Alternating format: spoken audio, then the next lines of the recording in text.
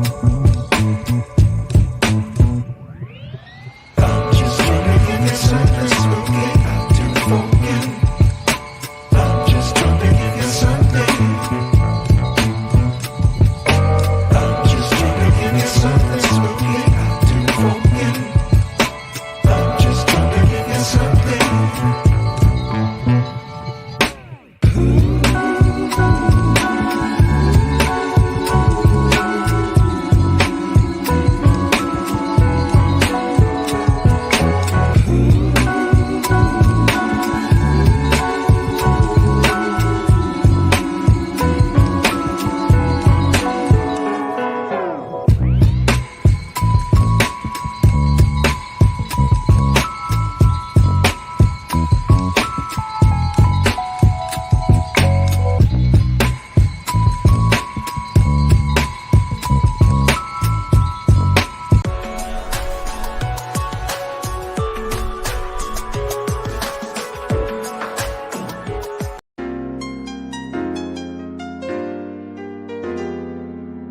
Yeah.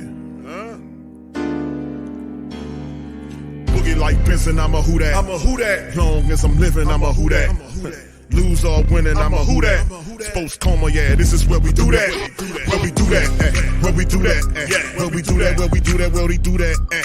Boogie like Benson, I'm a who that. I'm a who that. Sports coma, this is where we do that. Where we do that. Welcome, welcome, welcome. Somebody please better help. Running this thing like Elf. I thank God every day I'm not a felt. Go to YouTube live with Big Q and the guys. If you ain't ride or die, the bandwagon get flipped. Been marching in, that was way for the ring. I was yelling out your shame for the championship. Bucking on town, duck down. Falcons pluck, get shut down. Panthers ain't much touchdown. The vision really belong to us now. So much hate on the Saints, you could probably tell. Ever since Bounty Gate hit the NFL, when things seem fishy, then you probably smell the crooked referees on Roger Goodell. Yeah, probably like this, and I'm a who that. Every day I'm living, I'm a who that.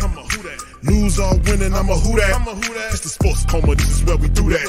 Where we do that, where we do that, where we do that, where we do that, where we do that. Boogie like this, and I'm a who that. It's the sports coma, this is where we do that. You're listening to the Sports Coma with Big Q and the guys on the PRO Media Network.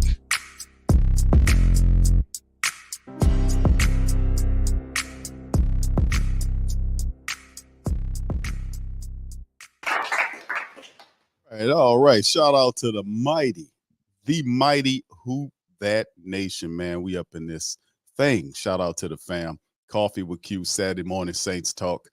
Or are the Saints really committed to winning? Are they really winning or committed to winning? We'll talk about it in this early episode of the Coma. So shout out to the fam. Appreciate each and every last one of y'all for being in the stream. Good morning, grand rising to all of the fantastic enduring. Let me add that in there.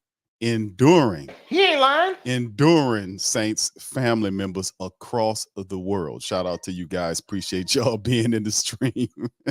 What's up, T-Mama? How you doing, baby?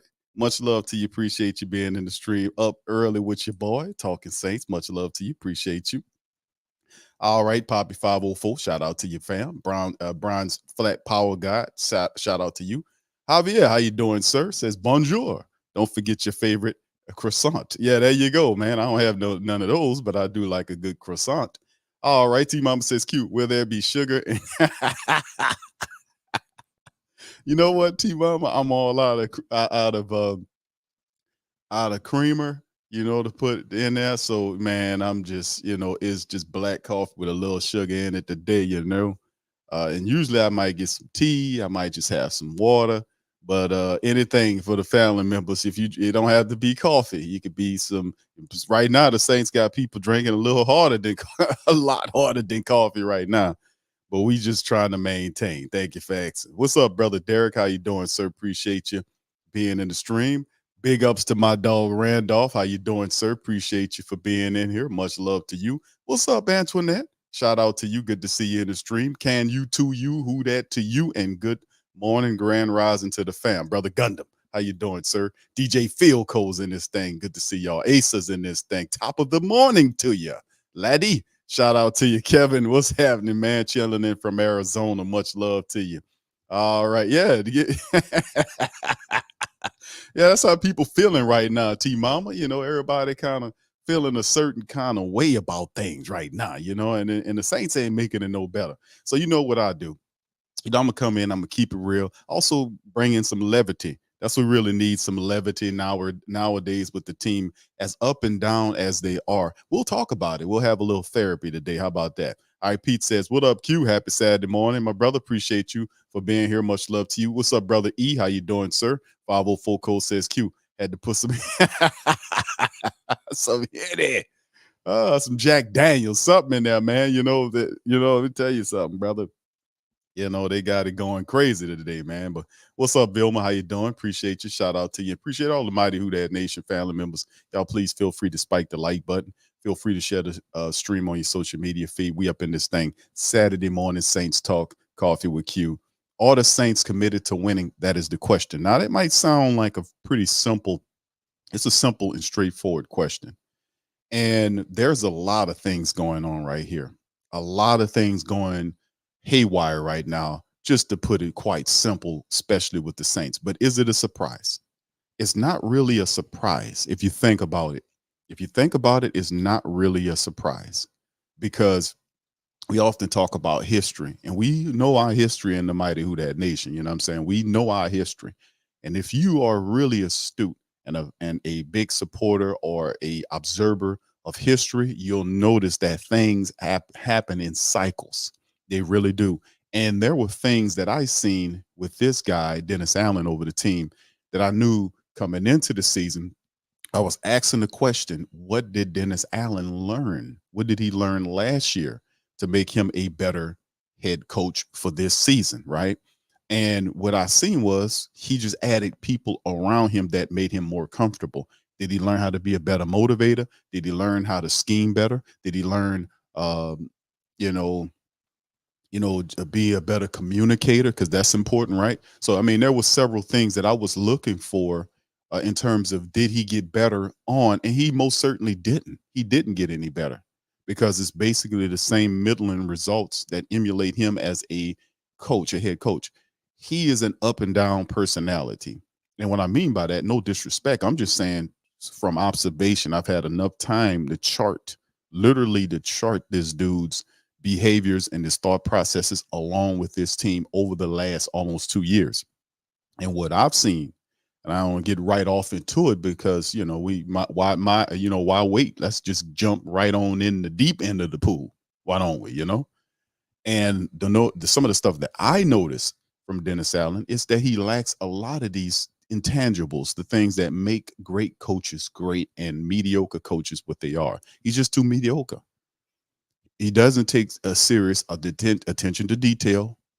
And I mean, attention to detail is like a person. It's the difference between a person that operates with a budget and a person that doesn't, that fly by the seat of their pants. It's really a big difference. Like really everybody wants to be wealthy or well off, but it takes a certain degree of control over your finances to make that happen. And you'll see people who have supreme control over their finances, know where every dollar, every penny is going versus somebody that's flying by the seat of their pants. It's a big and noticeable difference, isn't it? So this is the type of stuff I see with the Saints. Like the attention to detail aspect is not consistent. His discipline in terms of creating, rules or parameters, when people violate, they get hit with that, removed out of the game, missing time. You drop catches, you got to sit down for 2 or 3 plays or whatever the case may be. You blown blocks, you get taken off the field. You get caught up on penalties, you get taken off the field. You see what I'm saying? And you have to be strict. Like Coach Payton, when he first started, he was really strict. And that's something that you have to do as a head coach. When you step in here, you have to set the tone. Like you can't have all of this play and all this kind of. Me personally, I would take all of that stuff out of that locker room. The smoke machines, the disco balls, the music and all this shit dancing. What you celebrating for? You ain't won anything. Well, it's hard to win in the league, so we going to celebrate every win. Well, while you celebrating every win, make sure you celebrate every damn loss too. Well, that's just crazy talk. No, what's crazy talk is the fact that people are celebrating wins and they ain't won anything. You ain't done anything. What you did. Oh, we won the game. Well, that's not what you're here for to win these games. You have to get to the next level. And me personally, I thought I would have taken all that out of there. And once I seen that this team was really focused and they were actually putting in some work, like doing all that dancing and stuff, I mean, you get that to a team with 10 wins. This team's struggling to even get anywhere. And that's in part by the head coach. You want to place blame on the team, it starts with the head coach. Now you can go above the head coach, but really over the team is the head coach because he has control over the team, all aspects of the team, personnel decisions, who, this, that, and the third. So, and then another thing is we talked about it, and at the end of the season, I guess I can do it, but I continue to get the Saints ideas to do it, that a person that will come in and charge them millions of dollars to advise them on what to do. Now, I ain't talking about a Bill Parcells type situation or some advisor that did something. I'm talking commonsensical things like Dennis Allen, you know, switching up the play caller on offense, letting Ronald Curry do it for a little bit just to see if it changes up things. You stop calling plays over the defense and let Coach Woods do it. And then focus on the overall maturation of the team. Look at all factors. See, he's trying to call plays on defense like he's some type of big time boss, and you're not none of that. Let Woods call the defense and you act as a head coach. He trying to be like, oh, I got the plays. Now let Coach Woods do that and you focused overall. But it wouldn't make much of a difference because he don't have any vision. And the vision is to understand that once you recognize a problem, to deal with it. Like the Saints need therapy. And I mean, seriously. I mean, the people at the top of the team, like the head coach needs therapy because this dude would see issues that are so clear and obvious, but to him, they're not issues. To him, there are no problems at all. A quarterback that can't drive the offense, and we have 2 weeks left in the regular season, 2 games actually left in the regular season. You're hanging by a thread for a playoff spot. Doesn't make any changes, even though talks about making changes. Does it speak to him being a coward or the fact that I don't think he's a coward in that aspect. What I think is he's a person with no vision, doesn't know what he's doing, and is either, and you know what? I'm going to say that, scared to a degree to make changes, because if you don't make changes to something that and you can see the results, you can't look at the schedule and say, well, we lost this game, we have to find the answers. You're not serious about winning if you're not changing anything. You're not serious. That's what I was saying in the last broadcast. I was bringing it up. If you're not making changes and constantly changing or constantly evaluating what's going on with this team, then you're a loser. You're a bum. You're garbage. You don't deserve the role as a head coach or for anything. The top leader of a hot dog vending machine. If you behave like that, you don't deserve to have that. That's for responsible thinkers and people that are progressive action people that see a problem and go right at it and attack it. The therapy aspect is the Saints don't fix. And I said this before, and it came to me during the game because watching all of this during the season. And family, this was like the phrase of the season for me. And I was like, this is exactly the team. That it's a team that has, that doesn't fix its problems or issues or errors. They just live with them. Think about that for a second. That hit me and I was like, damn, that's exactly it. That's that's it. That's them in a nutshell. Instead, they're a team that lives with their errors and problems and issues and refuses to fix them. Instead of fixing them, solving them, they elect to simply live with them. I'll give you an example. Derek Carr, the quarterback, the $150+ million quarterback on 4 years that the Saints thought would be the answer to the problem with the Saints offense. Well, it hadn't worked out that way, haven't it? Well, it could if the guy that was running the team, the head coach, and his offensive personnel at the top of the team would stop being blind and start looking at the tape like so many of us do. I do every week. Look at all 22 and you see everything. They're studying the same film, by the way. It's not an extra special, sensitive, unique film that they're looking at that you don't see. No, they're looking at the same stuff that you have access to. Same stuff. And when you look at it, all it shows you is that a maddening concern of errors that's going along with the quarterback in connection to his skill set players. his understanding of the principles of the offense, which is supposed to be a QB friendly style system, and the fact that the offensive line is disjointed, discombobulated. Half of it plays well at times, half of it don't. They can't even pull and have or operate sweeps or tosses without effectively blocking personnel in front of the running back. It is Elvin Kamara is probably having one of his most frustrating seasons because he's healthy and back there and they can't open up lanes or holes for him. Just think about this. Last year, Jamal Williams, the backup for Elvin Kamara, or rather his complement, had 18 rushing touchdowns. You know how many Jamal Williams has this year? I think it's none. Let me check it out. Let me just, because my mind is registered, say, nah, Q, give him one. You don't go, you thinking coming into the year, you're like, man, Jamal Williams is going to really help the Saints. He had 18 rushing touchdowns last year, led the NFL, and comes here to New Orleans. And you know what he does as a compliment? Actually, he has two. He got 2 rushing touchdowns. Okay, he has 2 of them. I just looked it up. Let me make sure that's true. I want to make sure that that is true. Okay, yeah, he has 2. Okay, he got 2 rushing touchdowns versus 18 yards last year. Now, he was more of a starter last year, but his rushing totals right now are for 222 yards. It is absolutely amazing, you know, how underutilized, and the more he was banged up. But man, you will look at stuff that's happening with Elvin Kamara's numbers, and you'd be like, wow, this is horrible. He has 170 carries for 640. We got 2 regular season games left, and Elvin Kamara is not even at 800 yards on the season. He's averaging less than 4 yards per carries, and he usually has a sensational, he gets right up to 1,000 yards, stuff like that.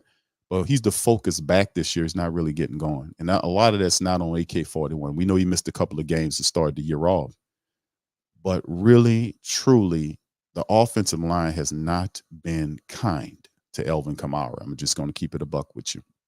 So that's some of the things that you talk about. Like, the Saints need therapy. They don't fix problems. They live with them. And of course, we created, and since they don't have an identity, and Elvin told them, the media, that they don't have an identity, Pete Carmichael says, yes, we do. I say, well, Pete Carmichael, you should tell Elvin Kamara what the identity of the team is. And the truth is, they don't have an identity. Elvin is a straight shooter. He told the truth. Elvin Kamara told the truth. There is no identity over the team because that's why they're disjointed. You see the quarterback throwing places he has no business throwing. 4th down passes go 5 yards away from the wide, away from the tight end. They don't, it's always 4 or 5 plays during the game where the quarterback and the wide receivers or the tight ends are not on the same page. It's always that. And it's sickening. It's tiresome. It's awful. It's just ridiculous. And then, like I said, we've given them an identity here, on the coma. We've given them an identity. And y'all know, when we was like watching or listening to the last stream, what's the name of the Saints' new identity? Could somebody help me out and put it in the description section? in the comment section in the chat. Could y'all do me a favor and put the new name of the Saints offense and the leader, who's the key leader of that unit? Could y'all please list it in the chat? Let me see if people remember it. Let's see if y'all can remember that. All right, Reggie says it's over, family. Saints were outclassed. Rams better team. Saints hot and cold defense on the field. Too much team not on the same page. Praying for them. Family, stay diehard, fam. Who that to you? Thank you, Reginald. Shout out to you. Gundam says he's not going to do that, Q. He's an arrogant and stubborn. Yeah, he's arrogant and stubborn person. What's up, Scoop? What's up to my dog, Scoop? Shout out to you, brother. Good to see you. OG to the 3rd degree. Shout out to you. Good to see you. Much love. Big ups to the fam being up in here. Good to see y'all. Dedrick, I see you. Jack, how you doing? Chantel, much love. That's right. What's the name? There you go. What's the name of the group, though? Come on, y'all. Y'all got to have the name of it. What's the name of the Saints' new offensive name? What's the name of the group? Now, that's the leader of the group. But what's the name of the group itself?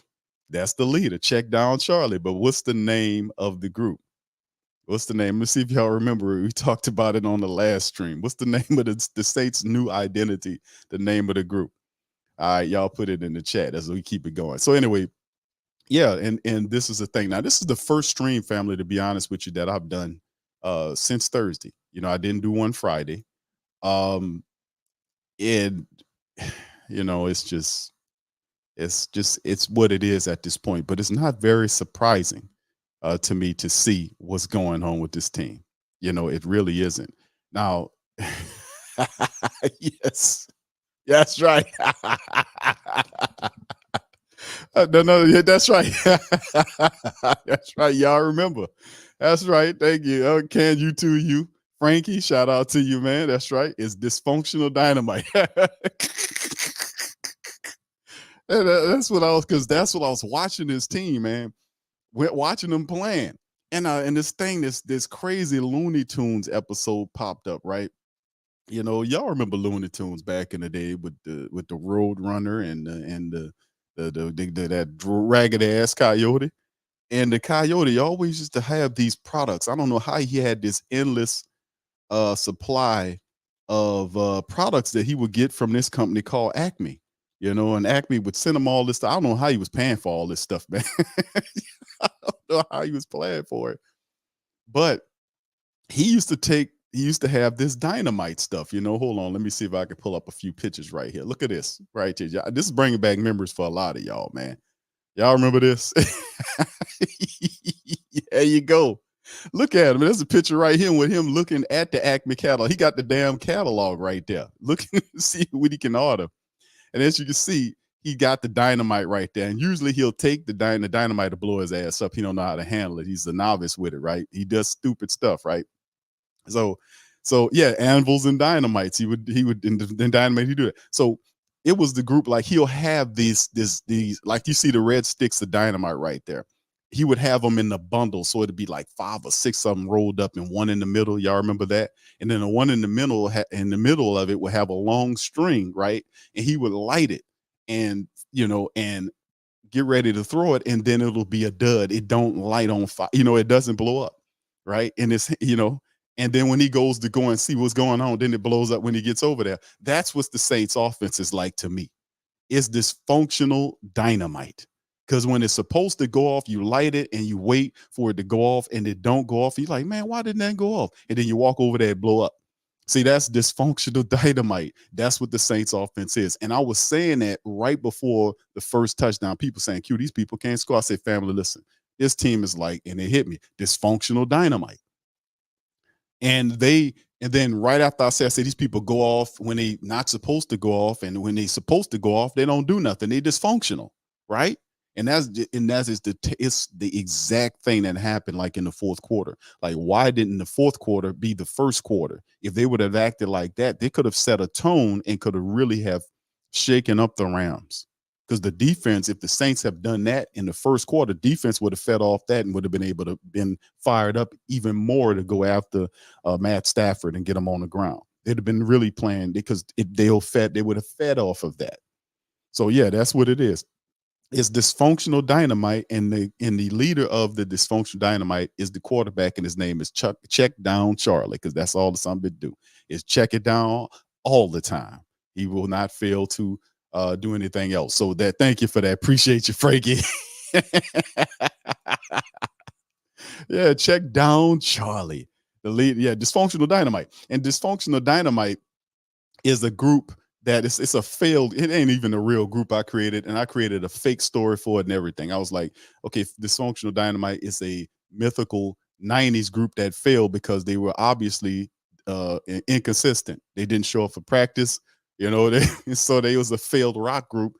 And the key dude is not even a guitarist. He's a tambourine player by the name of Check Down Charlie. The whole little damn thing. Y'all know I got a big imagination, man. But anyway, this is what it is. Now, it's not a big surprise to me that the Saints lost the Rams matchup. I couldn't call it then. And I was like, I don't know, because they're so inconsistent. Derek Carr doesn't know, I ain't gonna say doesn't know what he's doing, but he's incredibly flawed. For the Saints to fix Derek Carr, and he's fixable. Anything is fixable, for real, even Dennis Allen. But the issue is they won't do it because they don't recognize issues. They don't recognize problems or issues with the guys that are really hurting the team, like case in point. And I give them all this and they still won't do it. Derek Carr has major issues seeing the field. Like, he only half the field. Put one in the chat if you heard me say this like a million times. Derek Carr sees half the field. He will look left, stay left, or go to the center, or start center and move left. Or when he snaps the ball, he'll start center and then go right. but it's very few times in the game that he'll actually take his time and span left to right or right to left, like you see Matt Stafford do in the game. When Matt Stafford was back there, he was fanning left and right looking, and that's how you see options, because there's always somebody that's going to be open. You know, you might have somebody might be a tougher throw for you to make, but there usually is somebody else that you can see. And even if there's nobody there, you might be able to break away if you have a lane and be able to pick up 5 or 6 yards, slide down to kind of help your offense. If something's not there and the guy's coming, just simply throw it out of bounds. Don't take the sack and protect yourself, right? But if you look at Derek Carr, how he plays, the majority of times he's only staring at half the field. That's a problem, because you're missing guys on the right side of the field. If you watch the tape, it's always on there. Like the guy, you'll see him staring left, and then there's guys on the right side of the field, literally one-on-one coverage.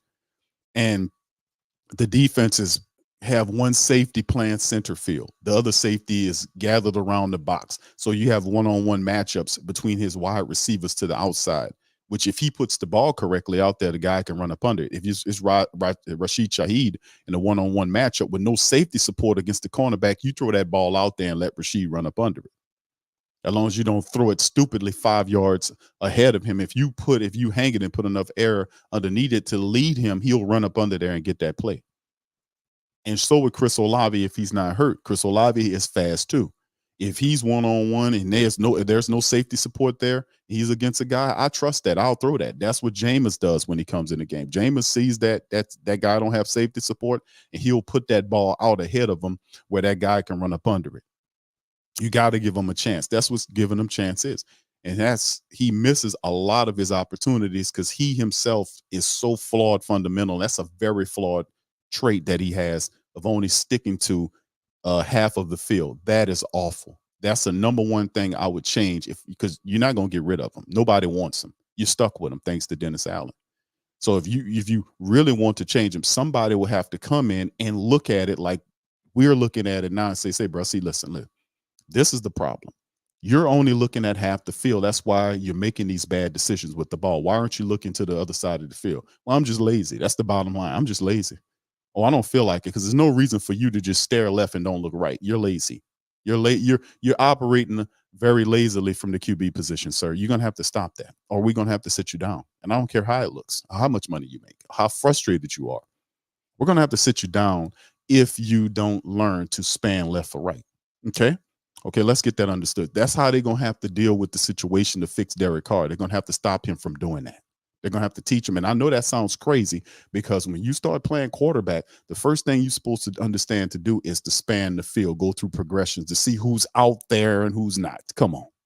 That's elementary stuff. But he's been doing this for years, and he's been getting away with it because he had the arm power to do it, to fit the ball in the tight window, to force into double coverage. You see what I'm saying? But he doesn't have that arm power this year because he got a tore up shoulder. He got broken ribs, so he can't push the ball like he usually would push the ball. His ball don't have the same accuracy because he can't pinpoint and put it where he needs to. That's why the ball is floating, because he's shot up with painkiller. A lot of his body is numb out there. And that's like, and I'm giving game. I'm keeping it 1,000% points with you guys. When you talk about them numbing it up, him numbing, or you guys know that dealing with pain, when they shoot you up with pain, or if you have a leg or something like that, it's a different sensation. Like they dulling the nerve so you don't feel that pain. This guy's out there operating like that. So if he's trying to throw the ball in the right shoulder, which is the issue, he's a right-handed dude. So all of that's on the right side in the shoulder. And if it's shot up with painkillers, and he's shot up with, where I don't know which side his ribs on. They don't tell you which side of the ribs on. I want to say it's probably the same side where the shoulder issue. So it's all connected to it. I wouldn't be surprised if it's his right ribs that's tore up, because that's where he got slammed down on that side with that shoulder. So if I had to gamble, and they didn't say it, but if I had to gamble and say, it's probably the right rib area that's attacked, that's around that right shoulder, all that kind of stuff that's tore up. So all that's shot up with painkiller. And that definitely, and Dennis Allen said, doesn't affect his performance. Dennis Allen is a liar if you don't know that by now. Any medical person, you can look that up and see, they'll tell you that when you shoot somebody up with painkiller to rush him back out on the field, he's not going to have the same accuracy he had if he was a healthy person. It's just how it goes. It's just not going to happen any other way. So that's something that I would do to help Derek Carr, like force him to see the whole field and progression, or be yanked. You do me no good by just staring down half the field. Another thing is because you're not going to be able to give them pocket awareness. That's just a skill or instinct that a person has. You're not going to be able to give them that. So all you can do is help him hasten his clock up, get the clock in his head by doing exercises. One Mississippi, two Mississippi, getting him stuck, used to a routine of getting rid of the ball within a certain period of time and not just standing there thinking you got all day. He has zero clock in his head. And this is something that we watched Drew Brees do. And most responsible quarterbacks do have a clock in their head when they're supposed to get rid of the ball by a certain period of time.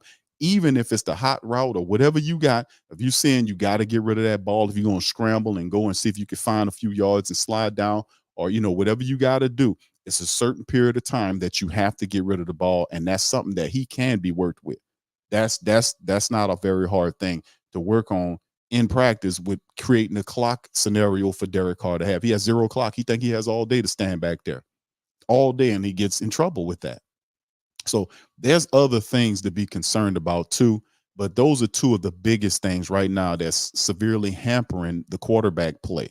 Now, the other thing to talk about outside of Carr is the Saints offensive line. The Saints offensive line is putrid. I'm going to just keep it a buck with you. They had a couple of positive outings against the teams prior to this loss. But when you play teams that are serious, not even top-notch teams, but teams that are serious or just simply have the will to go at you, the Saints, they shrink against that. And it's because the offensive line, think about it, the offensive line for the Saints, none of those guys are guys known to have ferocity or upsetness or have an edge or play with an edge. None of those guys are. McCoy is a nice guy. Cesar Ruiz is just whatever. Ramczyk is a nice guy. He used to play angry before he got the money, but he just won't hug everybody now since he got the money. He a big teddy bear now. And then you look on the opposite side where Andrews Pete is just obviously not what he used to be. He needs to go. And also James Hurst needs to be put in the hearse and shipped out of here. That's what I think about that. These guys are not handling their business. They don't play with any upsetness, any aggression, because blocking takes a certain mentality to be able to literally physically maul people and push them out of the way angrily. You have to have a certain temperament for that. And the Saints do not have the proper temperament. Who does have the proper temperament for it, but lacking on the skill side of things because he's not getting the reps, is Trevor Penning. Penning's going to make mistakes because he's a young offensive lineman. What their excuse is. Each one of these guys that I made mention of have been with the Saints and have considerable starting experience over the last 3 or 4 years. What are their excuse for stink, funk, garbage, inconsistent play? What's their excuses? They don't have any excuses. We just paid Cesar Ruiz. You paid McCoy last year. Ramczyk is a top 10 offensive lineman in terms of his pay, even though he doesn't play like that. And Hurst and Pete are on the outside looking in because both of those guys are going to be free agents. So you got from the center to the right side of the offensive line that got contracts, the rest don't. We're about to leave up out of here. That's why I was saying to the family members, man, that offensive line needs to be retooled because they don't play with any upsetness and no anger. And it shows in the Saints rushing attack. The only person that's upset and frustrated is Kamara because he can't get to the lane. It's crazy. And then you would think with a dumb line like that you would put a fullback in there to help Elvin run. Nope, we don't do that either, which takes us to the offensive coordinator. The offensive coordinator, and I'm not skipping over the offensive line coach because he needs to be fired. Doug Marrone needs to be fired. I don't understand how you have a veteran offensive line and they turn out similar performances. You can't run the football, even against teams that are not that good. We can't run the football. We got Elvin Kamara and Jamal Williams. Those are not chopped liver players. Those are very good players. That's supposed to be a solid tandem that we have there. We can't get nothing. And it's not just Elvin, it's Jamal too. So that's offensive line. It's not like they respond to one versus the other. They're not getting yardage at all. Jamal comes in there. He got 222 yards with 2 touchdowns on the year. We got 2 games left. Kamara, he ain't gonna get I doubt he ain't gonna get 800. He might get 40 yards next game, 60 yards the next. So it's like the offensive line is a major problem. So Marrone definitely needs to be fired. And that's another decision that needs to make. Man, listen, This line is not it's underperforming. It's been underperforming all year. They had a few bright, positive situations that occurred, but overall, it's a failing line for us. It is. Ram stays hurt. He got a bad knee, and that needs to be really considered about the type of money that they're giving him. They need to see about doing something about that.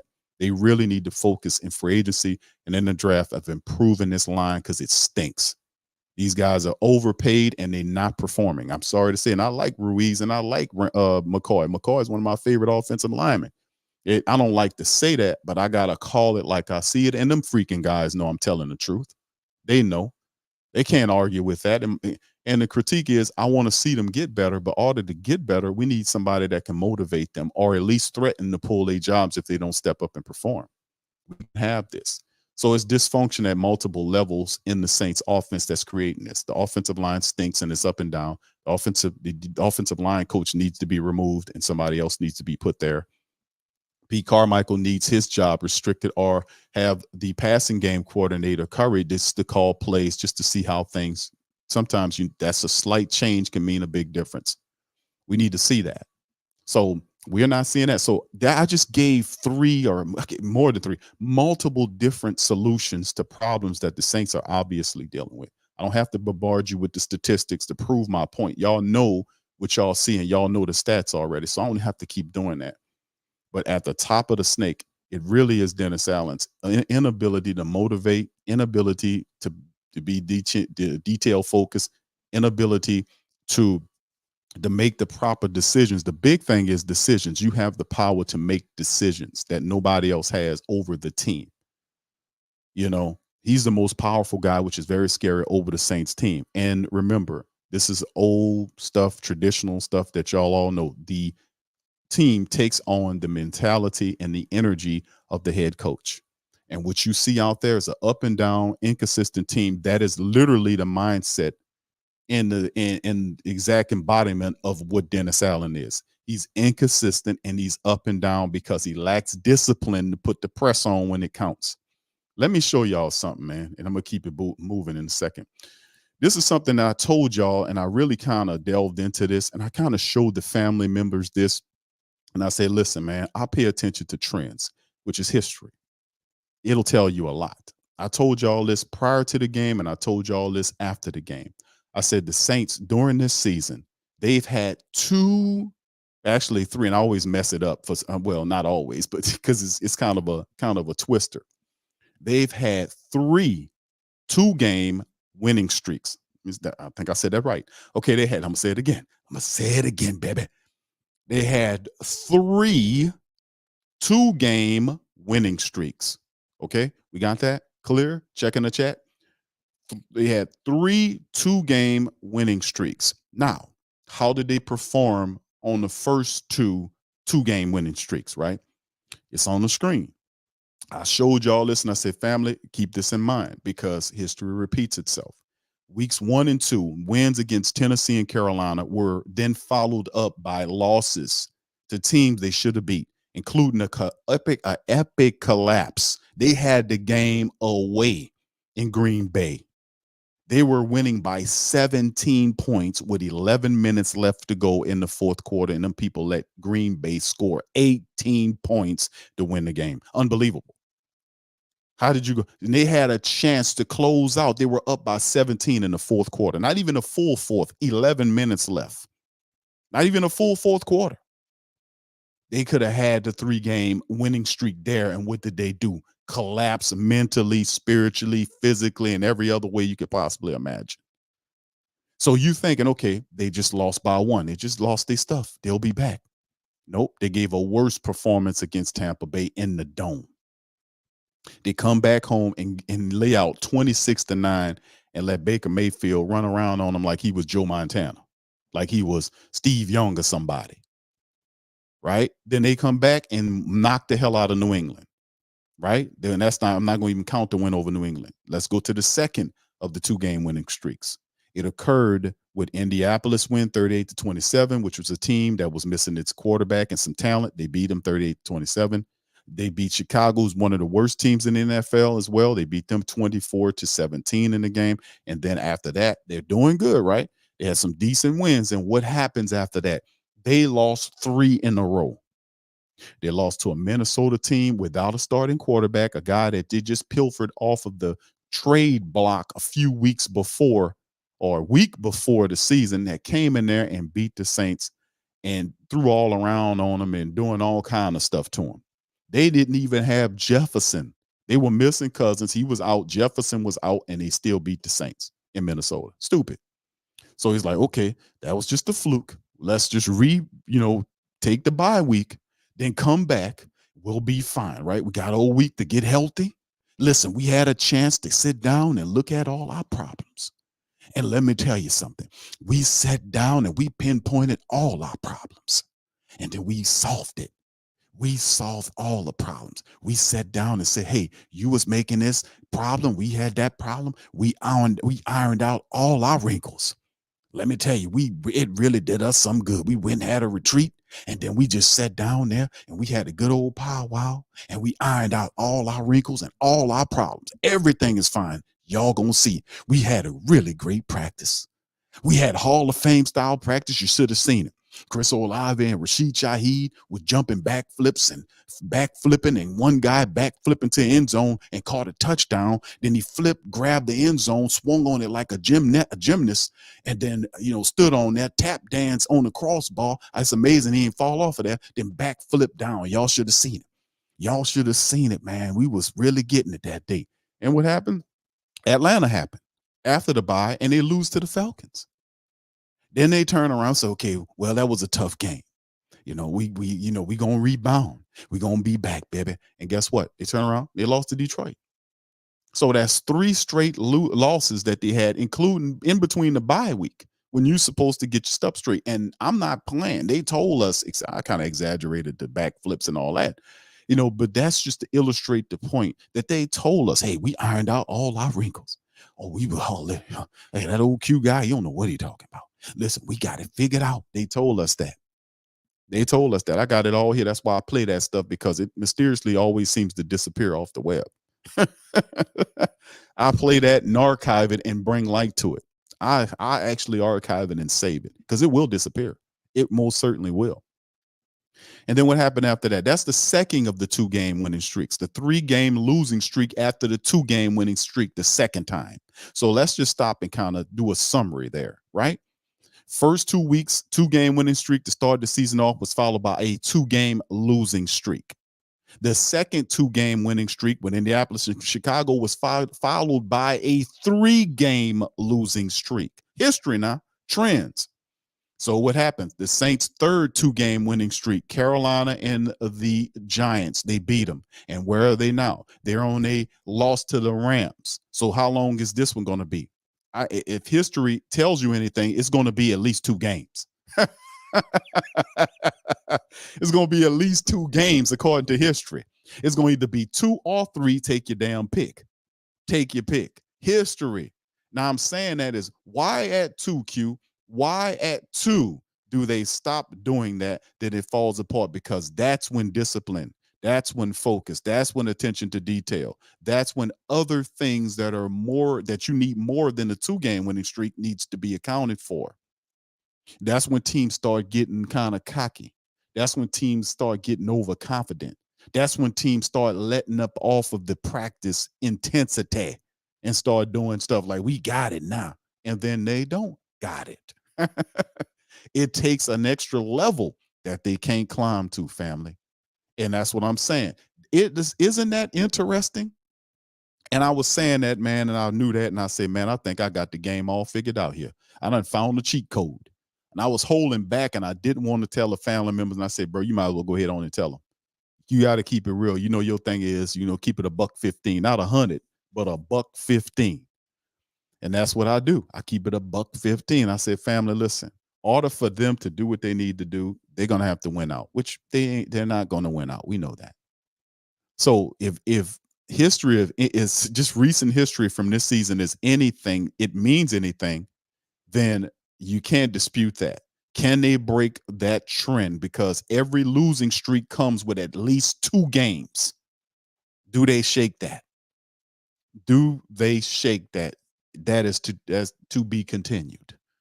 That's what we call an old back in the days time when you was watching and then it gets really good and then they turn a black screen on and it be to be continued. Like, oh man, that's what I'm talking about. So that's a little bit of history I wanted just to kind of share with the family members on, man. All right, Chantel says Q, Mickey Mouse Loomis not going to fire his boy DA, going to make him look bad. He didn't have any choice. See, a lot of people are saying this stuff, and I heard the let me see if I can pull that up, matter of fact, because it was a tweet that was Ian Rappaport was saying, and what he was saying wasn't really surprising about the Saints. You know what he was saying about the Saints in a thing about them. And I don't know if y'all seen it or not, but I'm gonna see if I can kind of pull it up and play it for you guys so you can hear what he was saying about the situations around the Saints. So let me see if I can. I don't know if I can pull it. I don't know if I have the right one. I don't know if it's the right. Okay, yeah, I think I found it. So I'm gonna play it for you guys in a second. But this is the thing. Now we had this and we played this. Thank you, Chantel. Appreciate you for that. But like I said about the whole Mickey Loomis thing, Mickey Loomis doesn't want to fire him. He doesn't. And that's really weird. And people should think about this. Like, okay, if it's about production in the NFL, this is the NFL. It's a notoriously savage business in terms of getting rid of people if they're not winning.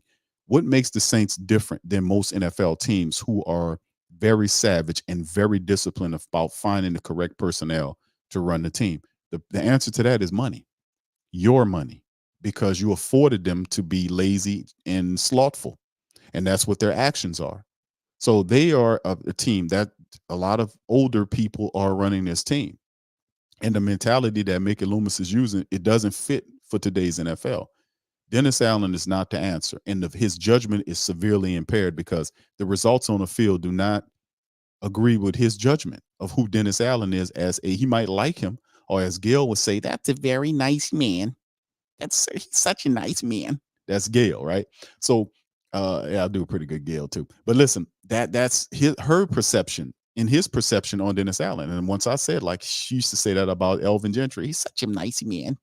If you like Elvin Gentry so much, hire him to give out tickets or teddy bears or run charity drives. That's fine. Just keep him away from coaching. And I say the same thing about Mickey. The cold part about it is Mickey Loomis actually has two jobs. He's a VP and he's the general manager. We simply need to take one of them and let him do whatever a VP does for the Saints, which probably ain't much of nothing. But general manager position, he's not really doing anything. And doing anything means not just file. This is your charge. You are responsible for this guy, and he's not winning games. The team is underachieving. So instead of going to Dennis Allen, says, "Listen, I had a conversation with Dennis. I talked to him." That's more Mike Tyson. I'm getting my stuff mixed up. Hold on here. Let me get it together here. And he's such a nice man. Yeah, let me tell you something, Q. That is. Let me hold on. I heard you say that, and that's a pretty good Gail Benson, I got to give you that. Yeah, hold on. See, I understand here, and I ain't like Dennis Allen. I play golf with Dennis Allen. You're right. I don't want to fire Dennis. Oh, I hear you, Mickey. I know you don't want to fire him. You play golf with your buddy, but listen, it ain't about that, bro. This business. Well, yeah, we're a family over here. You don't fire your family. You do if they screwing up. Oh yeah, you will. Oh yes, you will. You gonna get rid of him, and we gonna get rid of your ass. That's the bottom line. It's gonna be one or two of you. So if you won't fall with him, he gonna fall eventually because he don't have it. That's clear and obvious. It's either you make a decision. You have a choice. He doesn't. He's already gone. The Who Dat Nation has already fired his ass, whether you want to know it or not. Let me just get that out the way. He's already fired by the Who Dat Nation. There are not too many people that's out there as Jazzy Jeffin and cheerleading to keep Dennis Allen here. There's not too many of them. The majority of the people that I've talked to and that are messaging me and that I see want him gone. They want him gone. He's already fired. It's up to you to look at the evidence on the table and say, you know what? I'm sorry, but I'm going to have to fire you because the team is underachieving and we have a small window to activate. And that's another point. You're wasting away talents like Cam Jordan, Demario Davis. These are older players. So the Saints had to move quickly to make it work. And they haven't. They failed with Dennis Allen. So if the faster they move to disconnect from them and find somebody to come in to claim it, they can salvage some of the window, not all of it because they've wasted it away, but at least some of this stuff that they can salvage. So anyway, thank you. Appreciate the super chat right there, Chantel. Much love. I want to say thank you very much for picking me up and bringing me back to this world. He's such a nice man. Jamie says, I'm in Nashville and damn near all the Titans fans have said they're glad that the Titans aren't in the same situation we're in. Indeed, it stinks and it sucks to have a head coach that doesn't know what he's doing, is obviously over his head, and the management refuses to see it because they're egotistical. There's a lot of money. It's not about arrogance. It's more money behind this than anything. Because I'm thinking the Saints have paid this dude, they've paid Dennis Allen a significant amount of money. It ain't no 5 or 6 million. It's something north of that. I wouldn't be surprised if it's 8 to 10 million a season that they're paying Dennis Allen to be here, and they don't want to let you know that.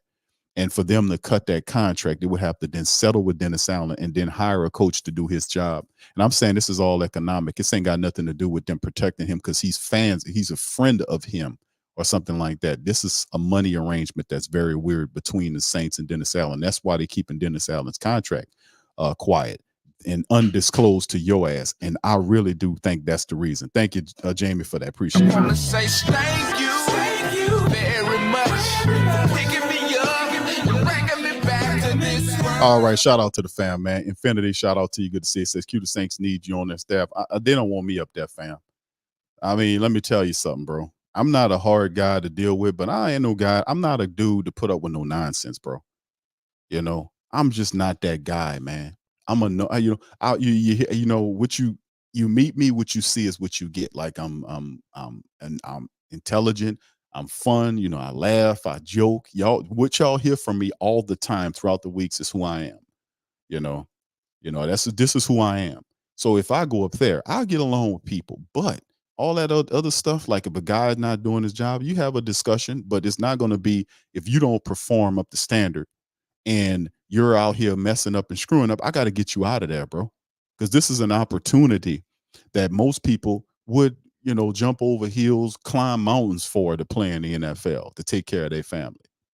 You got to remember that and always remember to play like each one of these games is your last game. That's what I want. I don't, you know, like, well, that kind of keep them on eggshells. You got to have a certain environment of success because you got to understand people making tens of millions of dollars. Sometimes you're going to get a little lazy and comfortable. And that's dangerous to be in that mind. If you're a person that's progressive and always constantly moving and trying to improve yourself, comfort is one thing. I'm keeping it $1.15. Comfort is one thing that will hinder you big time. Because people get stuck and comfortable at certain levels and they stay there because it's comfortable and they're not supposed to do that. Comfort can be an enemy to you, not you just sitting down after a long day and you putting your feet up in your comfort. I ain't talking about that shit. I'm talking about a mentality that will prevent you from climbing to be the best. Comfort can kill you, can hurt you. I'm telling you the truth. And that's what type of stuff I would activate on. That's what kind of mindset I would create. You think Dennis Allen teaching in that building? Of course not. He's not doing that. All right, so anyway, let's get to this, man. Let's hear what Ian Rappaport had to say about the Saints situation. I think this is the correct tweet. Here we go.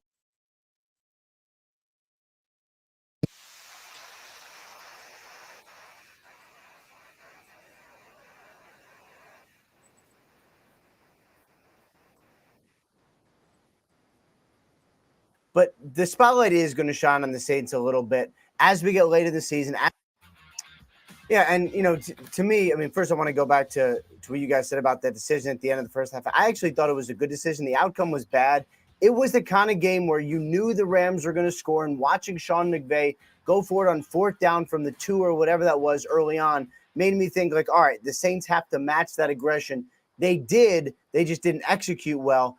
But the spotlight is going to shine on the Saints a little bit as we get late in the season, as the playoffs. They're not out of it. They can certainly win 2 in a row and potentially get in the playoffs, but it's a little bit of an uphill climb. And then, of course, this is the time of year where everyone talks about what does this mean for job status. My understanding is that Dennis Allen is in a good spot. Obviously, if it goes horrific at the end of the year, this is always subject to change. Life is subject to change, but that is where it stands right now. I think one of the reasons is they're not getting out of where they are anytime soon. You have Derek Carr, who's fully guaranteed for next year. Could they move on? I don't know. I don't think they'd want to, but it's expensive if they decide to. You have a roster that's getting a little older, getting a little slower. It's still really expensive off the edge, probably not as fast and twitchy as you would like, especially with some of the injuries. If they're going to rebuild, they're going to have to actually rebuild. And it just doesn't feel like that's something you do with a completely new coach. And you can't do it next year basically anyway. So it does seem prime for a reboot in New Orleans. All right, so that's Ian Rappaport's take on it, fam. I'm sorry I had to mute it before. I hope y'all heard that. Y'all put one in the chat if y'all actually heard that. And Chantel says if they play Cleveland Browns number one defense, they would the Saints offense, they would eat the Saints for lunch, especially Myles Garrett. He's a beast. Indeed. Thank you, Chantel. I want to say thank you very much for picking me up and bringing me back to this world. All right, appreciate you, Chantel. Much love. Yeah, indeed. And what Ian Rappaport said about it, that Dennis Allen is in a safe place, or he's in a good place. I think he said the term good place. Good place. Good place. Why would he be in a good place? See, that's the question. The question is, why would they hold on to Dennis Allen? This is not about liking Dennis Allen. This is not it at all. This is money. The Saints don't want to break the money that they spent him. Now, what's the money? We don't know. People are guesstimating that it's an average contract between $6 to $7 million, or between $5 to $7 million that they're paying Dennis Allen over a span of 3 to 4 years, right? He's about to complete year number 2 of the process.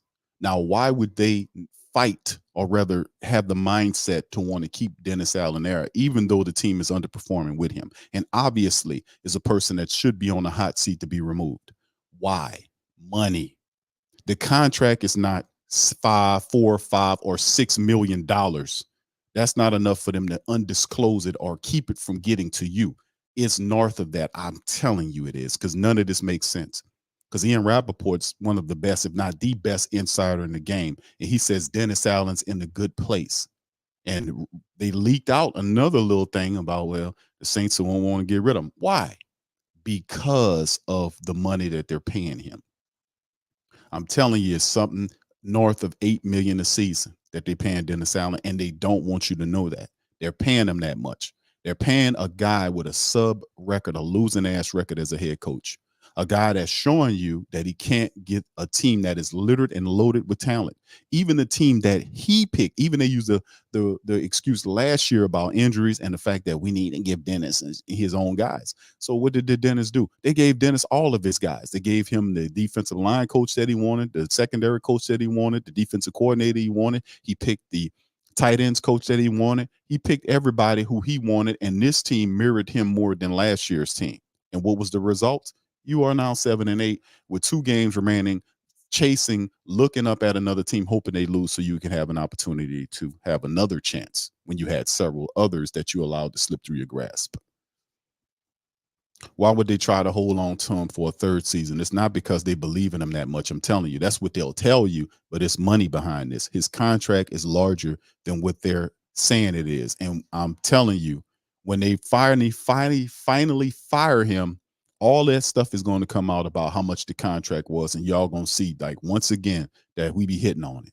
That's the only reason why. And I'm telling y'all, you would not choose, you would not release the contract details of the Saints coach unless the details make you look very questionable. And why would you pay this man this kind of money?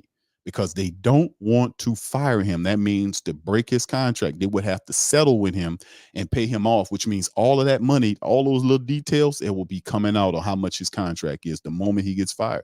You're going to see all that leak out in the days and weeks after the fact. You're going to see that they're overpaying him is what I'm trying to tell you. So they got to break the contract, pay him off, and then hire somebody else to do the damn job. They got to hire somebody else. So that's why they're saying he's in a good place, because they don't want to get rid of him. They're going to try to sell to you, even if he doesn't. Because Mickey Loomis could have settled all this. He could have came out and said, listen, I've told Dennis Allen that in the next 4 games, with a month left, bunch of games left, that he has a month to get this team into the playoffs. He got a month worth of games. We need him to get to the playoffs, right?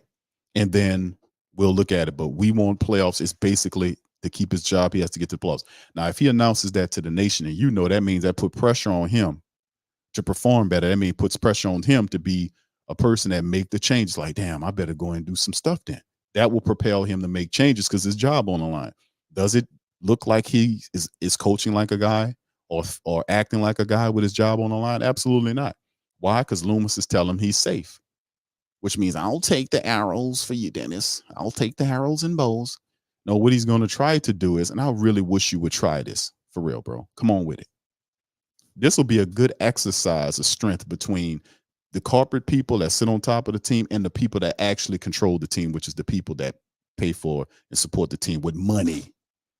You're going to see this will be a terrific exercise between two people that really about which role is which. I want you to do this. I want them to do it. Come on with it. People say, why that, Q? Because we got to show them something. We can show all these sports people all this, and this is something that I really want Mickey Loomis to do. Come on with it. Come on with it. Come on with it. Hold and protect them and watch what happens. I want to see it. I want you to do it. Anyway, this is what he's saying. So this is the perspective on the money situation we're dealing with the Saints. That's my take on it. They did that whole contract thing is they're keeping it separate. We know this, man. We know what time it is. Like, man, how does dude know this? Because it's common sense, man. It's common sense. I don't have to be a fly on the wall up in there. These people transparent. We've been looking at them for so long. We know your movements and we know how you think. I've emulated you. I know, dude, once I start emulating you, I done already figured you out, dude. For real. I done figured out the mentality, the business mind, the mentality of Mickey Loomis. Once I start emulating you, like, well, Larry, hold on now, Q. Let me talk to you about that. Hold on, how you know me? You don't know me. I don't know. Oh, I know you all right. Once I got you like that, bro, I got you figured out, man. I got you figured out, Jack. But anyway, yeah, man. So it is what it is, man. With that, as far as that goes. Now, let's move into something else. Let me show y'all guys this. And I showed y'all some stuff early on about the Saints record-wise. Keep that in mind over the next 2 weeks, family. I want y'all to keep that in mind. Bear that in mind. When I showed you about the Saints schedule, when I showed you about the Saints schedule and how they behave, 3 2-game winning streaks, 3 of them during the season, and the Saints, each one of the this is not a fluke here. This is trend. This is a trend. Like they say, one time is a coincidence, then the next time is a pattern. This is a pattern. This is a recognized pattern backed by statistics and numbers. The Saints, they have prior 2-game winning streaks. Each one of these winning streaks ended with losing streaks of at least 2 games. At least 2 games. At least. The first one was 2. The second one was 3. Which one this one going to be? So it's at least 2 games. Now, like I said, we'll see what happens. It's not guaranteed, but I'm saying that's a hell of a trend to be aware of. Just keep that in mind going forward. And of course, this is a look at the playoff picture. I mean, if you want to call it that. You see the Niners, Cowboys, Eagles up there, the Lions who beat the Saints, the Bucks who beat the Saints, the Rams who beat the Saints, the Vikings who beat the Saints. I'm starting to see a trend there too. Starting to see a trend there. Don't you see that trend, family? Let's do that again. In the hunt teams, Lions beat the Saints, Buccaneers beat the Saints, Rams beat the Saints, Vikings beat the Saints, and then Seahawks are above the Saints. They didn't beat the Saints, but I'm pretty sure if they go head to head with the Saints, they would beat the Saints too. And the Saints will beat the Saints because the Saints beat themselves all the time. They're positioned in the 9th position at 7-8, which is second in NFC South. Now the Bucks, they take on the Jacksonville Jaguars. There's some stuff about whether or not Trevor Lawrence is going to be there. It could be C.J. Beathard, and they're hoping that the Bucks lose this game, and everybody's hoping that the Bucks lose the game. But the reality at the end of the day, family, is that even if things ended up what they were, let's say if anything, the Saints win the last 2 games, and they'll finish 9-8, and depending on what the Bucks is, let's say the Bucks they won yesterday. Sunday they'll go 8-7 or whatever, and then at the end of the day they end up with the same mark. Let's say they end up with the same mark. Then it will go down to division, right? So which means the Saints have the Falcons left. So if the Saints have to they have to win out.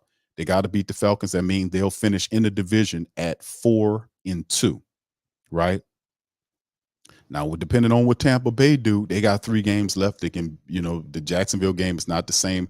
And depending on what their schedule is on the back end, they're 4-1. So the division records matter. Some kind of way, if it ends up where the division records are the same, you know where it goes. It goes to the conference record. They go down the line. If the division records are tied and the records and everything is tied where it is, or however it goes, they go to that conference record, and it's not looking good for the Saints. So they're not mathematically eliminated, but they need a lot of stuff to happen for them to even think about being in the playoffs. And I'm just saying this to those people that are playoff focused like myself. I'm a playoff focused person because that's what it's all about. It's all about the playoffs, man. The regular season is done for you to get to the big dance. That's all, because that's when we plan for big trophies and supposed to be anyway, But anyway, let's keep it bucking and moving, man. Let's go ahead on and move on to this next conversation right here. And that's the New Orleans Saints need help for the playoffs, but focus on themselves entering final 2 regular season games. This is JD. He's a senior writer for the Saints. So don't expect to see nothing searing here, because this is a Saints paid reporter. So he's not going to be hard hitting them. Saints' opportunity to win in the NFC South division and playoff berth now hinge on the performance of other teams, which is what a losing team does. It doesn't take care of its business and it wants somebody else to do it for him. Friday, that the team has no option other than to simply continue to try to control what it can as the Saints 7-8 take the long weekend before beginning preparation next week for the game against the Bucks at Raymond James Stadium. Saints and Bucks own identical records before the 30-22 loss to the Rams on Thursday night. The Saints will need outside help. Bucks play Jacksonville at home. In order to pull back into a tie over the weekend, they would be back in position to climb into first place with a win next Sunday. And of course, I'm not going to talk about what Dennis Allen, that's his quotes here, but total control slipped away with the Rams, with the loss against the Rams. Saints total 339 yards overall and just 35 rushing on 16 carries. Horrible. Turned over the ball once, which was an interception by your boy, Derek Carr, who threw the ball right to the dude. It wasn't even close. He doesn't. That's the thing. That should get you pulled. That should get you pulled. The guy standing out there staring down people, throwing to Juwan Johnson. How you didn't see that safety, bro? It's amazing, man. He don't see the field right. And that's like this dude, and he been getting away with it because, I'm going to say it again, how did he get away with this in Oakland or with the Las Vegas or whatever? Because he had the arm to push the ball through the tight window. He don't have the same zip on the ball because of injuries that occurred during the season. He don't have the same zip, and he can't get out of trouble. So he relying on bad habits, trying to get the strong arm to zip it on through, and he getting in trouble. He don't have the same zip on his ball. It's as simple as that. So, I mean, let's keep it going, though. All right. So anyway, and this is some of the quotes from Dennis Allen. I don't care about it. He says the Saints need to be better at establishing the running game. 2.2 yards on the carry. Come on, man. That's obviously a point. So anyway, a lot of this is sourced from the Dennis Allen interview, which I care not to play. I think I had enough of listening to him. But instead of listening to him, let's listen to another former head coach of the Saints and what he said. And this is coming from, we know we've heard this before. I just want to comment on this. Y'all find this very, very funny. I thought it was very funny. Jim Moore rips Martin Anderson over his take. He doesn't know what the hell's going on. Actually, it's you. I think somebody need to give Jim Moore some coconut water, coconut milk, and every damn thing else to kind of sharpen up his mental abilities, because even Lance Moore had to bust and laugh at that one on what he was said. Now, I'm going to play it for you for some of the family members, because this is the tweet right here. Martin Anderson tweeted out, Saints family members, he said fans, I say family. Family members deserve better than what we saw tonight. That's the tweet that the great Dane, the great Martin Anderson, who kicked many wins for the Saints when they were sorry, talked about. He said that the Saints family members deserve better than this. This is the actual tweet, which is true. There is not anybody in the state of the world that has 2 brain cells rubbed together and have a functioning brain that would disagree with that. Nobody would disagree with that. Well, actually, one dude did disagree with that. And this is his asinine commentary about it. Here we go. Y'all put one in the chat if you can hear this, man. If I can get it going. Let me see. All right. It's not spinning. Hold on. Give me a second. Let me make sure I get it. They may not, but they. Morton Anderson tweeted, Saints fans deserve better than this. Do you agree with that? No. Oh. No. These guys bust their tail out here, our players and coaches and everything. Don't tell me that the Saints fans deserve something better than that. I mean, they get what they get. They got to just hang in there with the Saints. You hear that?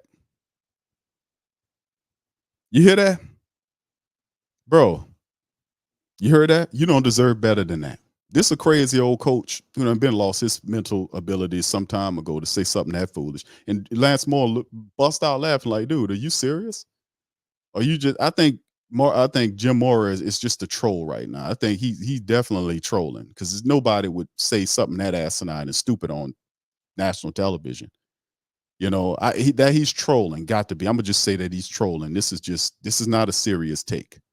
It can't be. It can't be a serious take. I'm gonna just keep it real. You know, you don't deserve nothing better than what you got today. You got to hang in there. See, this is the old way of thinking. This is a good teaching point right here. A good teaching tool to show you this how they used to think about you. We'll give you whatever. Just stick in there and keep going up there and get that $20 nachos and that $10 soda. That's right. Keep going up there and doing that, paying $25 or $20, whatever the hell it is to park nowadays. All them super high ass clothes. They spend $1 or something on from some other country somewhere. I mean, come on.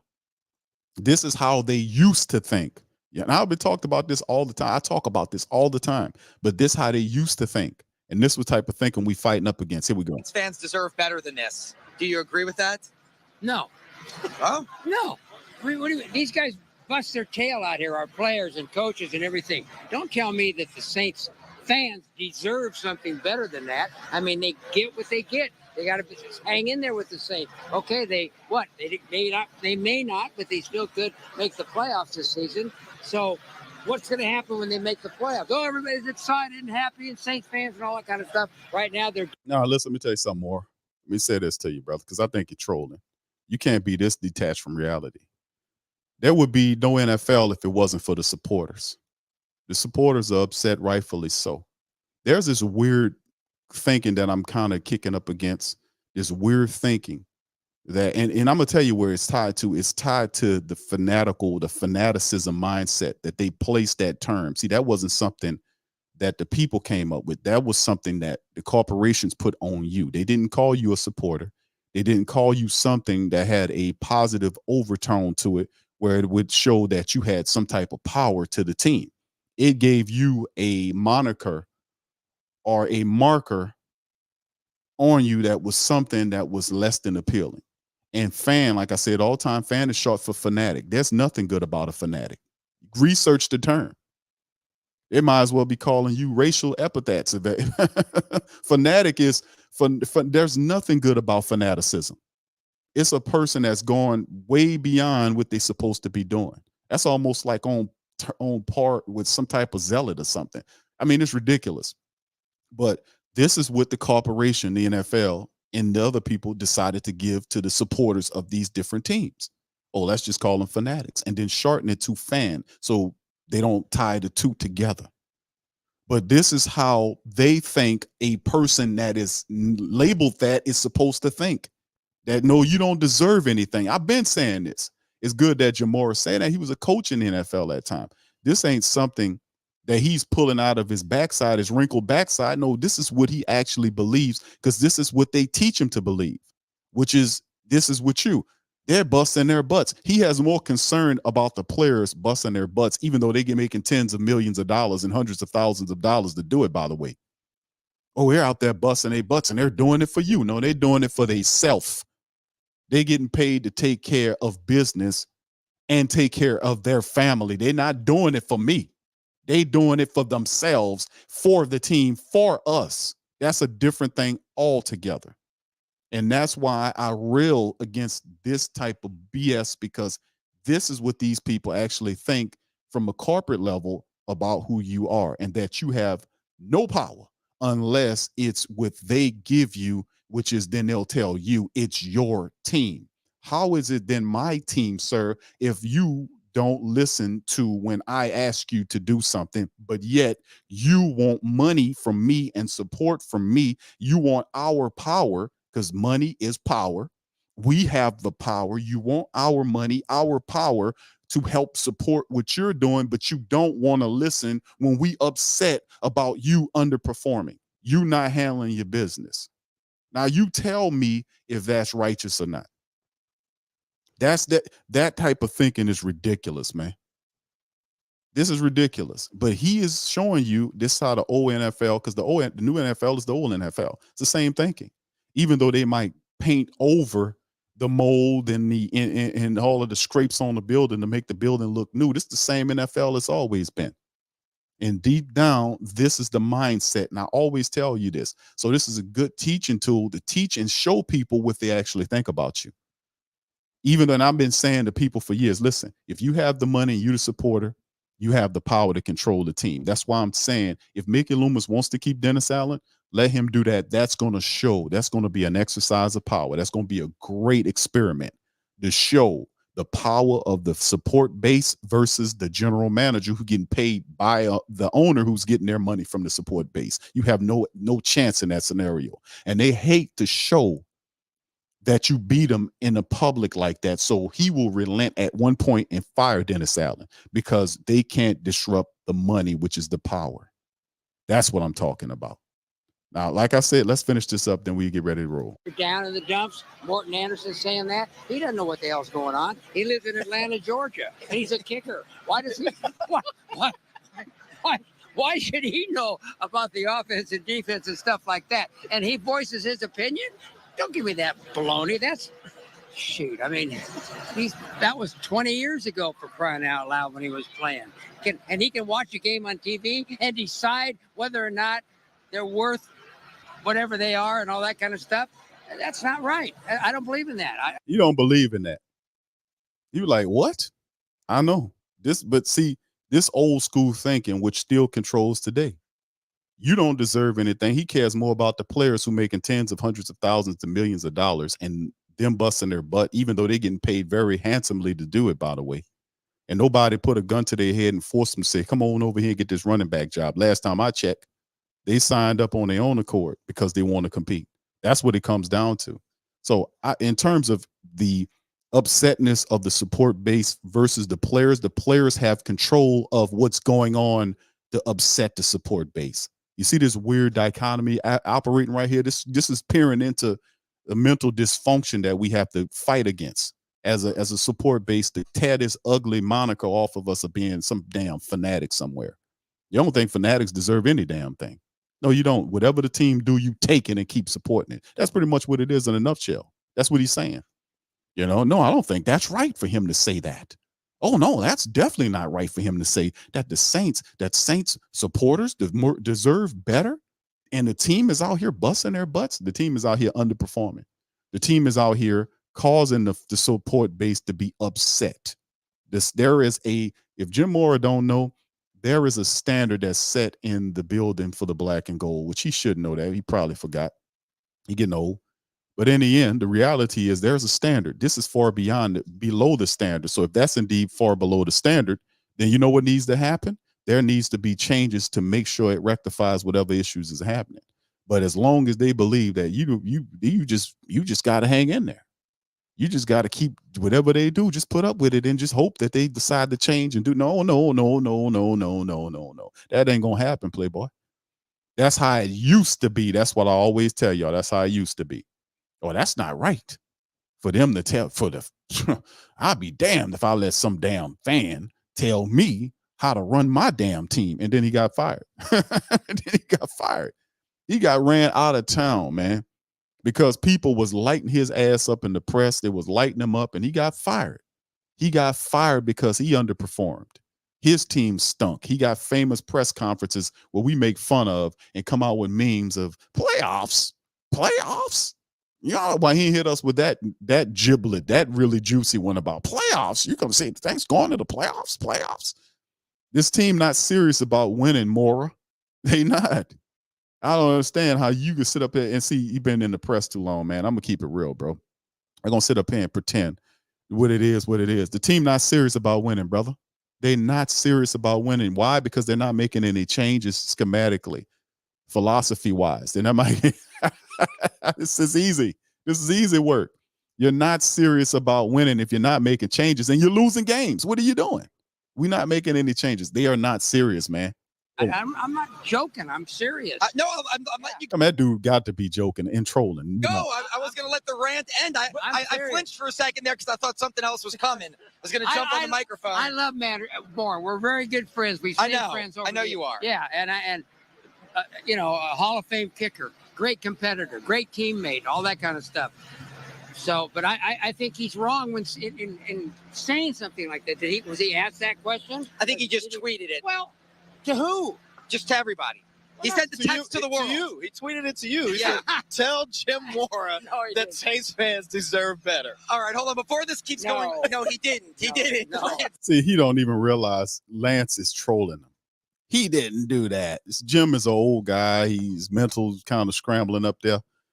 But yeah, but Lance Moore laughing and just having fun because Jim Moore is trolling, and I think he's trolling.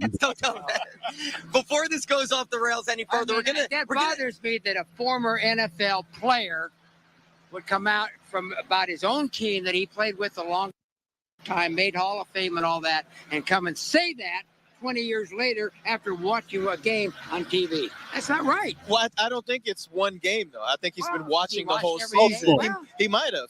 And he might be like us, Lance. who thought that this team would be a lot better. And I think that's his frustration coming out, which is why I say I agree with him, because this team had such high expectations coming into the year. All right, on, Lance.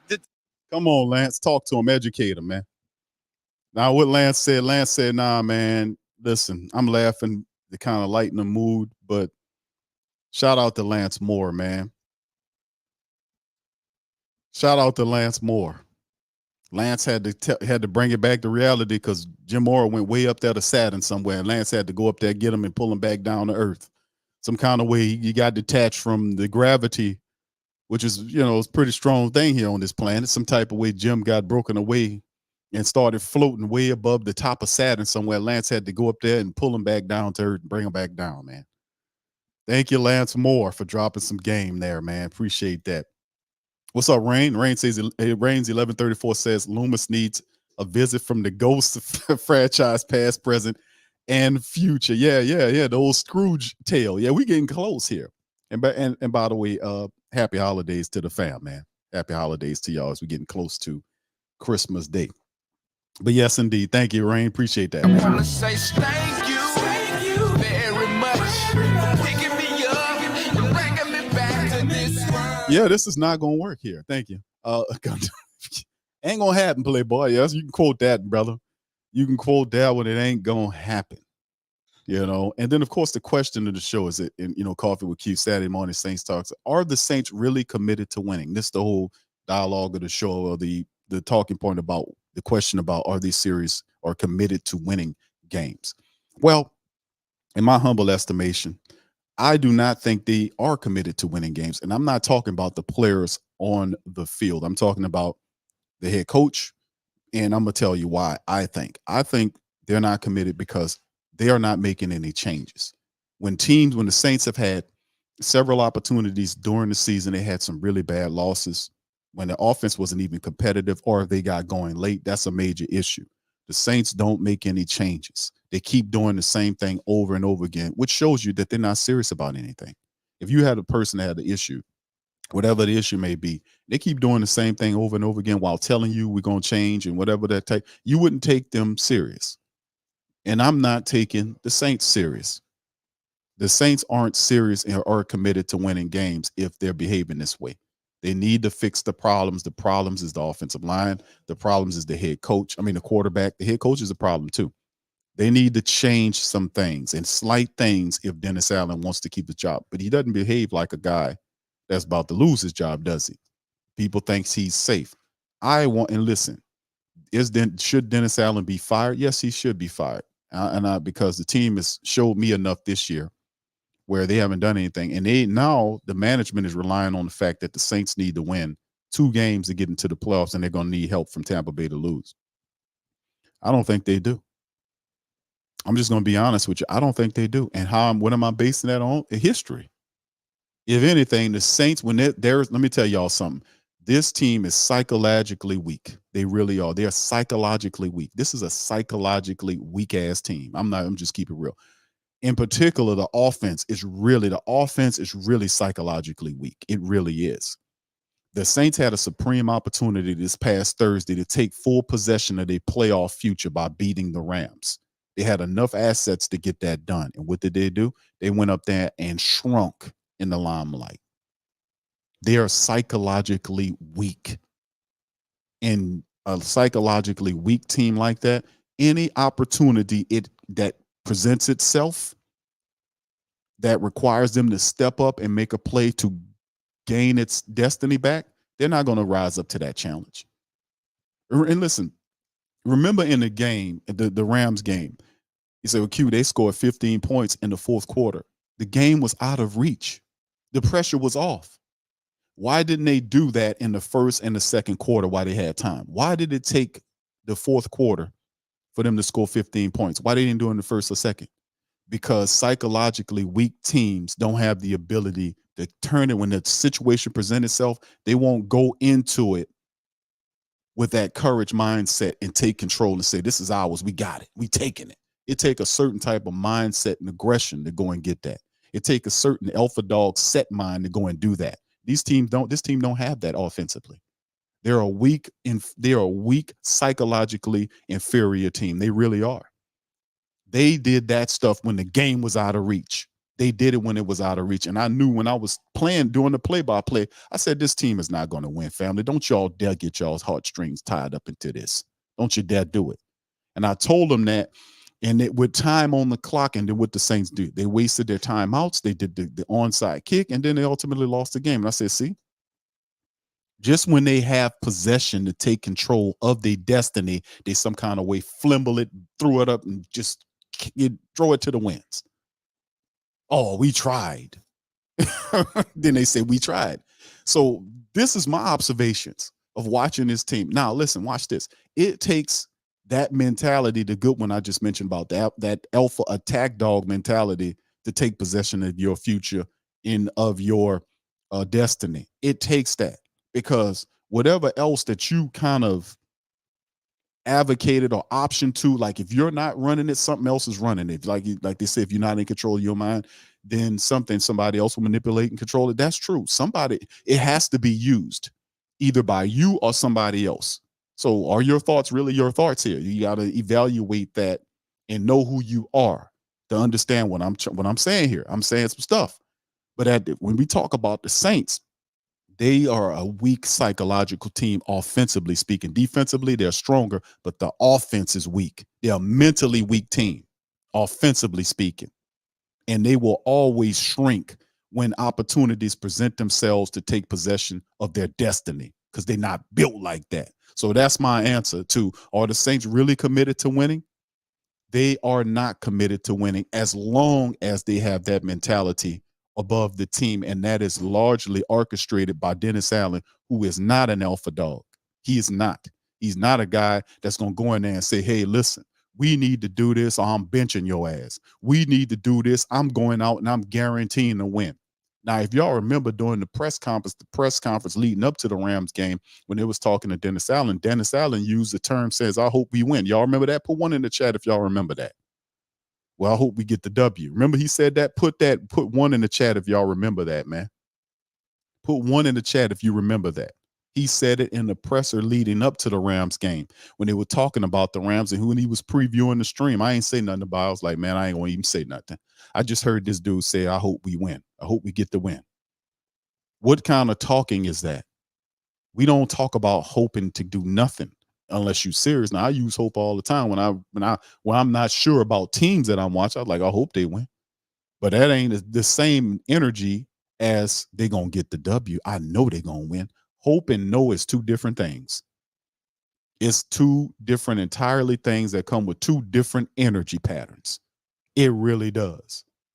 You know, and what I've seen from this team, man, I'm going to answer the question straight up and straight down, fam. $115. No, they're not committed to winning. They're not.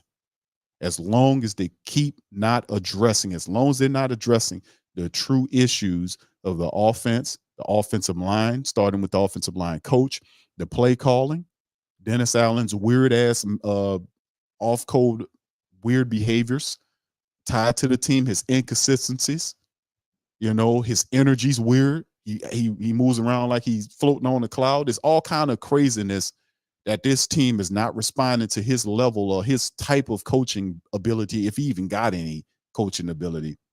They're not responding to it. That's why the team is half-assed. And to Dennis Allen, he's doing good. You know why? Because he's hovering around 500. Usually he stinks. He's 2-3 games under 500. So he's actually doing pretty good for the Saints. He finished 7-10 one year, which is the best record he ever finished as a head coach. Remember philosophies and mindsets, family. These people operate from a whole nother different mindset than we are. Dennis Allen actually thinks he's doing something because he never had a 7-10 record before. The rest of his records when he was in Oakland stunk. He was 2 or 3 losses if he's lucky, underneath between that and the wins. He never came close to having 7-10 record with the Raiders. I mean, think about it. This is improvement for Dennis Allen. So for his team to be hovering around 7-8, hey, are we doing all right? Shit, I'm usually 4-5 games underneath 500. We doing good. What y'all trapping about?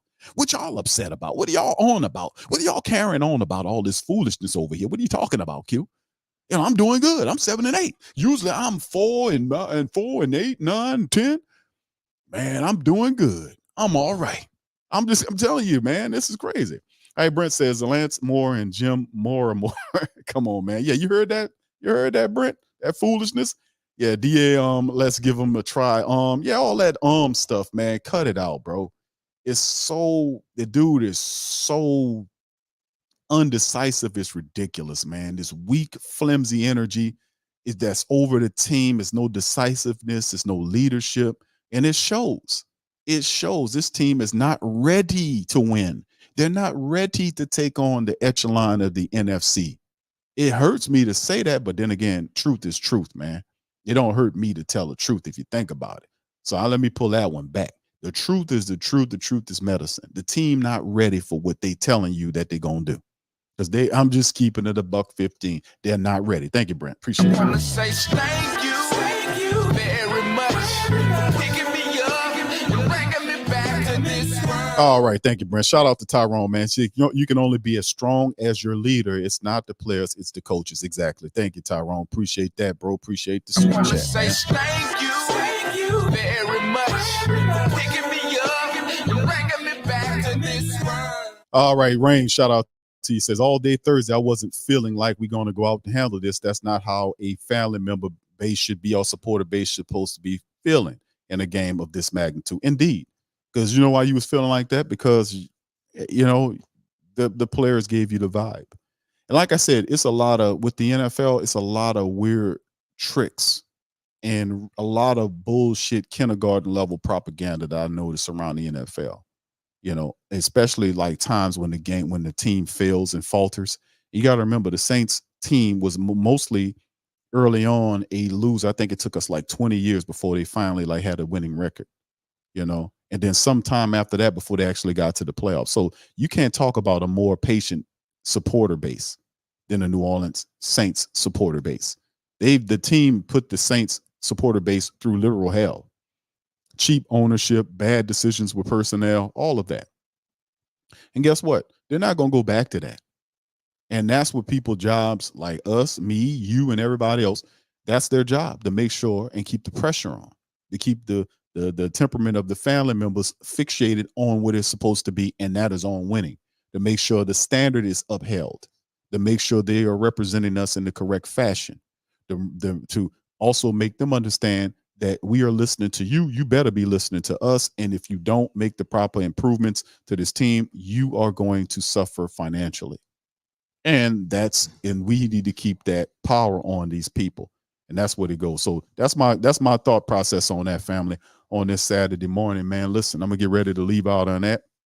If you guys have any questions or whatever you want to drop, please feel free to drop them right quick. I'm gonna be making sure I get out of here momentarily.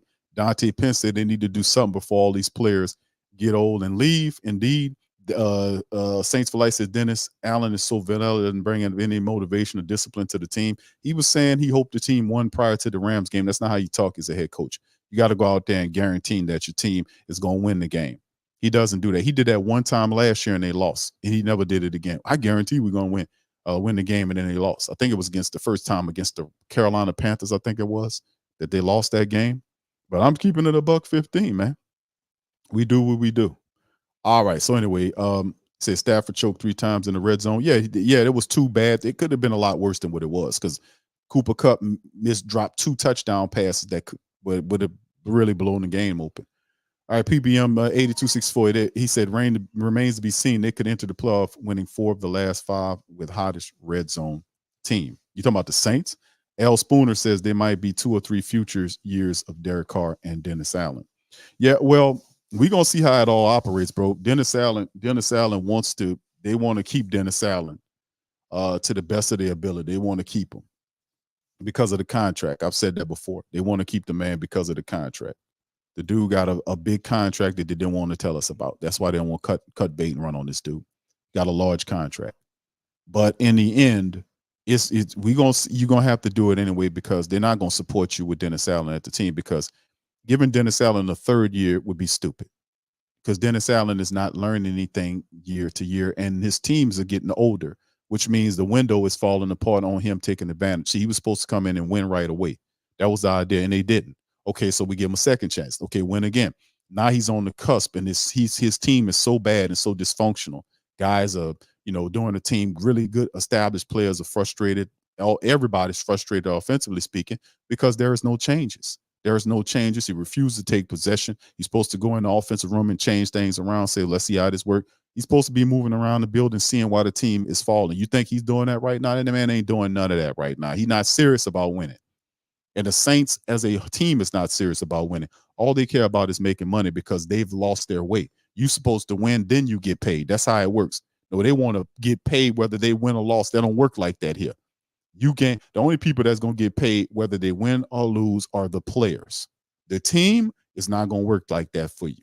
It's not going to work like that for you. You get paid after you win. That's what, and they got it flip-flopped.